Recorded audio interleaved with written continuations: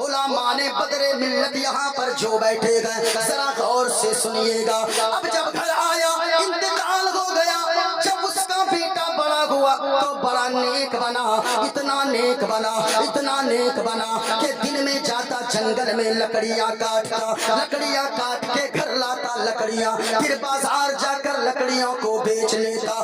جو اس سے لکڑیاں بیچ کر پیسے آتے ان پیسوں کے 3 حصے کرتا. ایک حصے کو اللہ کے راستے میں صدقہ خیرات کر دیتا, پیسے کے دوسرے حصے کو اپنی ماں پہ خرچ کرتا, دوسرے حصے سے اپنی ضرورت کو پوری کرتا. اتنا فرما بردار وہ بیٹا بنا کہ رات کی تاریکی رات کے بھی 3 حصے کر کے رکھا تھا. ایک حصے میں تھوڑی دیر آرام کرتا, دوسرے حصے میں اپنے وہ اللہ کی عبادت کیا کرتا, رات کے تیسرے حصے میں اپنی ماں کی خدمت کیا کرتا.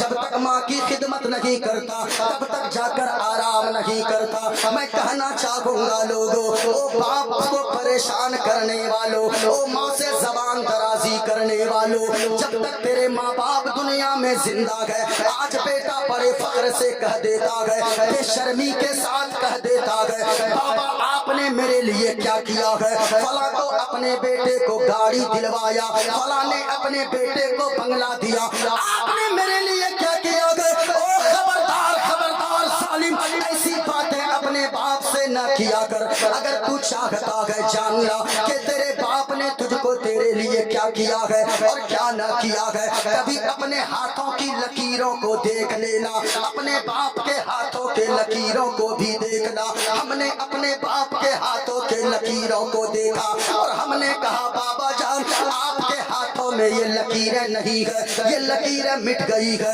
یہ گھس گھس کر ختم ہو گئی ہے, میرے ہاتھ کی لکیریں تو نظر آتی ہے. تو باپ نے کہا اے بیٹا یاد رکھنا, میں نے تیری پرورش کے لیے, تیری زبان پہ, تیرے رخسار پہ خوشحالی دیکھنے کے لیے, تیرے چہرے پہ مسکان دیکھنے کے لیے میں نے اتنے پھاوڑے چلائے, میں نے اتنے دبیے چلائے, میں نے اتنے کلہاڑے چلائے کہ میری ہاتھ کی لکیریں مٹ گئی ہے. پھر تو کہتا ہے کہ آپ نے میرے لیے کیا کیا ہے. ارے بھائی باپ کون ہوتا ہے, یہ جو آپ کے اسلام پور جنکشن پہ رات کے 2 بجے جو آٹو رکشہ چلانے والا ہے وہ بھی تو ایک باپ ہے, جو کوئی مالدہ میں رکشہ چلاتا ہے وہ بھی تو ایک باپ ہے, جو دلی میں کام کرتا ہے وہ بھی تو ایک باپ ہے, جو ممبئی میں کام کرتا ہے وہ بھی تو ایک باپ ہے.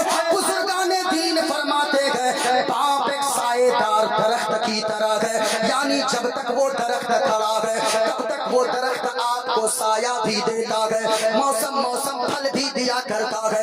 یہی حال آپ کے باپ کا ہے کہ جب تک باپ زندہ ہے باپ کا سایہ, باپ کے ہاتھوں کا سایہ آپ کے سر پہ ہے. اللہ مصیبت سے بھی آپ کو دور رکھتا ہے, پریشانی سے بھی دور رکھتا ہے. یاد رکھنا جس دن تیرا باپ دنیا سے چلا گیا, جس باپ کو تو کہتا ہے آپ نے میرے لیے کیا کیا ہے, اللہ کی قسم کہتا ہو حالات ایسے ہوں گے اسی درخت کی طرح, جب وہ درخت گر جاتا ہے تو دھوپ سے وہ درخت پھر آپ بچ نہیں سکتے ہو. جب تک درخت ہے دھوپ سے بھی وہ درخت بچاتا ہے, بارش کے ہلکے قطروں سے بھی وہ درخت بچاتا ہے. کسی نے کہا گیا اے سیاہ ماں باپ کے سائے کی ناقدری نہ کر, اے سیاہ ماں باپ کے سائے کی ناقدری نہ کر, اے سیاہ ماں باپ کے سائے کی ناقدری نہ کر, دھوپ کاٹے گی بہت جس دن یہ شجر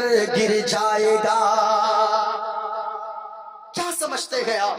آج بیٹوں کو میں دیکھتا ہوں حضرت, بیٹا وہ چلا جاتا ہے اجمیر, وہ بیٹا جو سال بھر میں اپنی ماں کو ایک جوڑا کپڑا عید میں بھی نہیں دیتا ہے, وہ جس کا باپ پھٹی تہبند پہن کے محلے میں گھومتا ہے, 4 پیبند لگا کر وہ کپڑا کرتا پہن کے وہ گھومتا ہے, وہ باپ اگر پوچھے نہ صحیح تو جو بیٹے اپنے آپ کو کہتے اللہ نے بہت دیا ہے, بہت سارے ایسے بھی ناہنزار بیٹے ہیں جس کی ماں 10 روپے کے پان کے لیے بھی ترستی ہے اور کہتی ہے کیا بتائیں حضرت, جب تک میرے شوہر زندہ تھے اس وقت تک ہمیں کوئی پریشانی نہ تھی, جب سے میرے سرتاج دنیا سے گئے ہیں نا تو بیٹوں کے قبضے میں جب جب سے میں آئی ہوں تب سے 10 روپے کی گیس کی گولی کے لیے بھی میں ترس جاتی ہوں, بیڑی کے لیے ترس جاتی ہوں, میں ایک دلی پان کے لیے ترس جاتی ہوں. کیوں یہ دن دیکھنا پڑ رہا ہے؟ آپ کیا سمجھتے ہو کہ اگر آپ بدر ملت کی بارگاہ میں حاضری دے دو گے اور 10,000 کی چادر چڑھا دو گے, غریب نواز کے یہاں جا کر بڑے دیگ میں پیسے ڈال دو گے, کیا غریب نواز راضی ہو جائیں گے؟ نہیں نہیں. آؤ میں آپ کو ایک تاریخ بتاتا ہوں. یمن کا ایک نوجوان صحابی, ذرا بولے سبحان اللہ, ایک نوجوان صحابی یمن سے چل کر مدینہ پاک میں آیا, سرکار کی بارگاہ میں حاضر ہو گیا, عرض کرنے لگا یا رسول اللہ میں یمن سے چل کر آیا ہوں اور اب جو آیا ہوں دوبارہ میں یمن واپس نہیں جانے والا, آپ کے قدموں پہ میں قربان ہونے والا ہوں. میری زندگی پوری یہی گزرے گی اور میری خواہش ہے کہ مجھے موت آئے اور مجھے دفن کیا جائے تو دنیا کے کسی اور کونے میں نہیں بلکہ گنبد خضرا کے قریب مجھے دفن کیا جائے. سب کی خواہش ہوتی ہے. کیوں خواہش ہوتی جانتے ہیں؟ وہ جگہ ہی اتنی خوشگوار ہے. نوری نوری وہاں کا سما ہے, شہر ایسا ہے میرے نبی کا.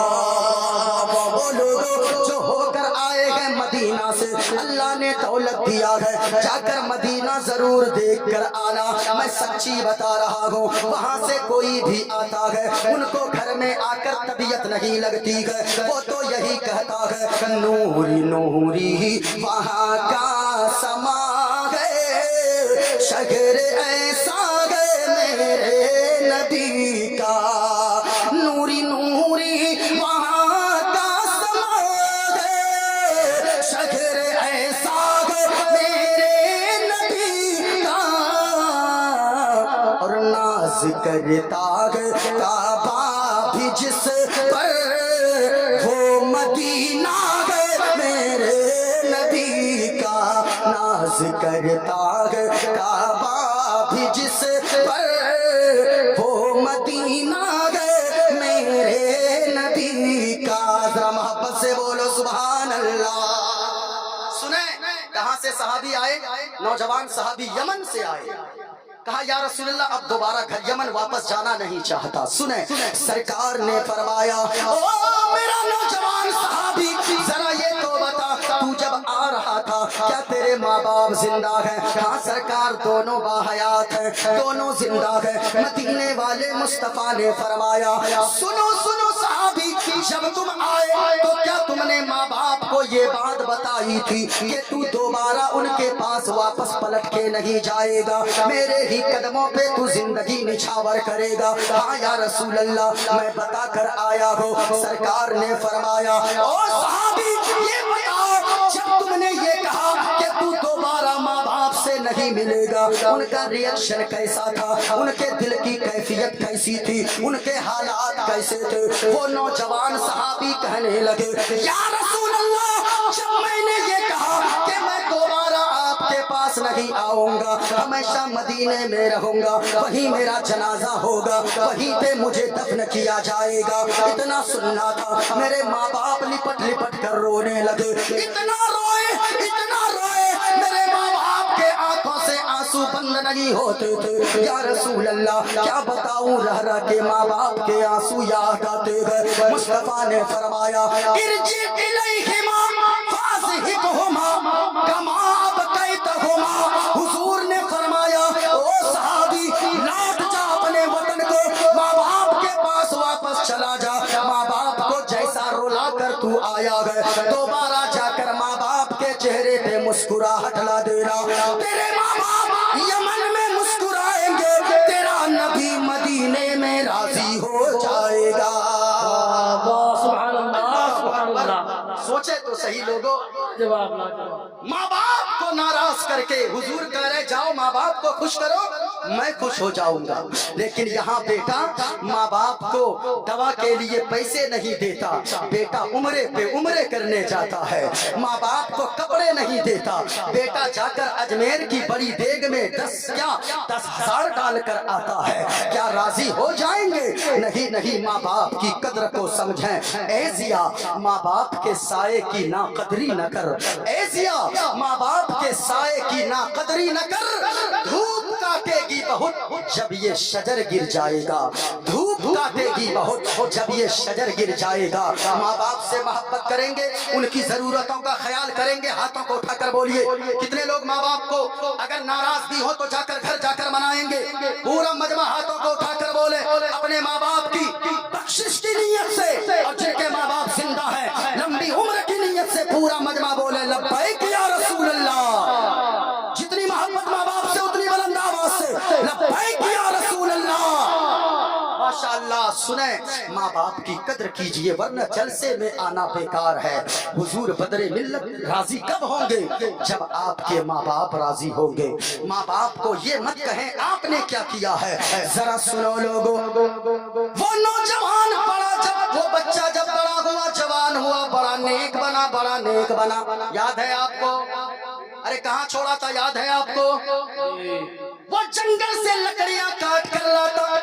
बाप का तो इंतकाल हो गया बचपने में, वो छोटा सा था, बाप दुनिया से चला गया। लेकिन देखे प्यारे, दिन में लकड़ियां काटता, पैसों के 3 हिस्से करता। एक हिस्सा अपनी माँ के ऊपर खर्च करता, दूसरा हिस्सा अल्लाह के रास्ते में सदका करता, तीसरा हिस्से से अपनी जरूरत को पूरी करता। और सुने, रात के भी 3 हिस्से किया था। एक हिस्से में आराम करता, एक हिस्से में अल्लाह की इबादत करता, और रात के एक हिस्से में माँ की खिदमत किया करता। बोलूं थोड़ी देर? अरे बोलूं? जरा हाथों को उठाकर बताओ, कितने लोग चाहते हैं कि मैं तकरीर खत्म कर दूं?